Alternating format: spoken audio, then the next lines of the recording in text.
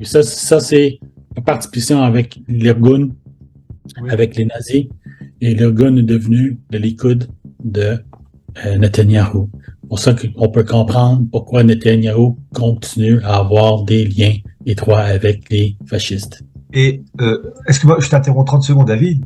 Ouais. Le père de Netanyahou était le secrétaire de Jabotinsky. Jabotinsky, exactement.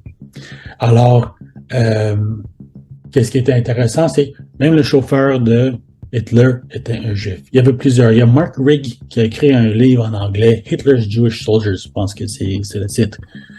Et pas un livre controversé, mais qui montre à quel point combien de nazis étaient des juifs. Il y a aussi le fait que un qui a été identifié comme un franquiste était Reinhard Heydrich. Eh oui. Ouais. Alors, un des architectes du Holocauste. Ouais. Et puis, comme vous le savez, je pense que c'est Dietrich Brunner, c'est lui, Before Hitler Came, qui a écrit le livre qui a, selon lui, la majorité des élites du parti nazi étaient aussi des Juifs. Alors, Hess, Haushofer, et Haushofer était marié à une juive. Le jeune politologue allemand Haushofer était marié à une juive. Exactement. Et ils ont eu un fils, et le fils a eu une protection de la part de Göring. Mischlinger. Ah oui. Ah oui, c'est ça. Et la seule façon de comprendre tout ça, c'est comprendre ça retourne à la Kabbale orientale. Il y a un livre aussi par un spécialiste sur la carrière de Jacob Frank qui s'appelle en anglais Mixed Multitude. Puis le Mixed Multitude, c'est très intéressant. Je ne sais pas comment le traduire en français parce que c'est une référence qui vient de la Bible.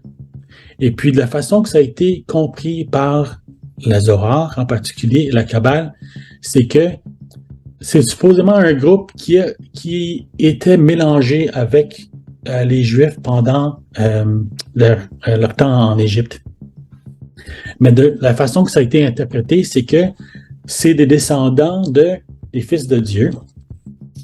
Les fils de Dieu, les fameux fils de Dieu de la Bible, qui sont, selon les occultistes, les fils de Dieu, c'est des Anakim qui ont imprégné les filles de Cain.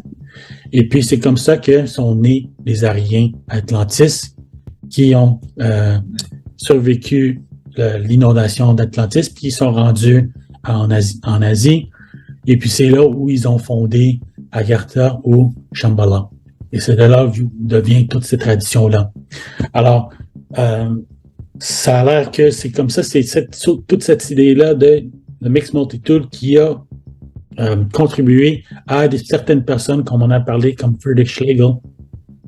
Et puis, tout ce groupe-là, ami de Moses Mendelssohn, a formulé le mythe du peuple arien. Mm-hmm. Alors, du début, toute la conception du mythe arien, c'est un mythe franquiste, un mythe qui est basé sur l'idée de la Kabbale orientale. Alors, c'est pour ça que depuis ce temps-là, c'est tout le temps les frères asiatiques et leurs successeurs comme le Golden Dawn, Blavatsky, tous ces groupes-là. Et enfin, et avant eux, certainement, il y a Linus von Liebenfels et Guido von List. Oui, von List. Oui. C'est eux qui ont vraiment formulé cette philosophie raciste kabbaliste et puis qui a été héritée enfin par les nazis. Mais avant eux aussi, très important, Sebetendorf. Alors, Rudolf von Sebetendorf était en Turquie. C'est là qu'il était en contact, qui a appris la Kabbale des Bektashi. Bektashi est un secte très dévié. C'est un texte soufi, mais vraiment un secte vraiment très dévié de l'islam, qui est enfin un secte qui était toujours eu une histoire très proche des Domnais, s'ils ne sont pas en effet juste un secte Domnais.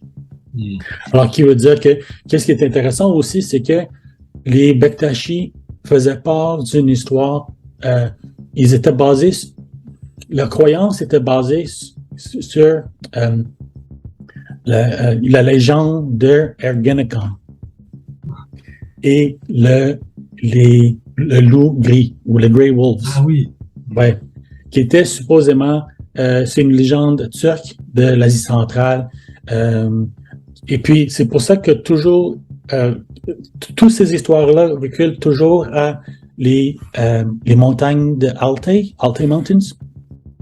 De l'Altaï? Oui, de l'Altaï, merci.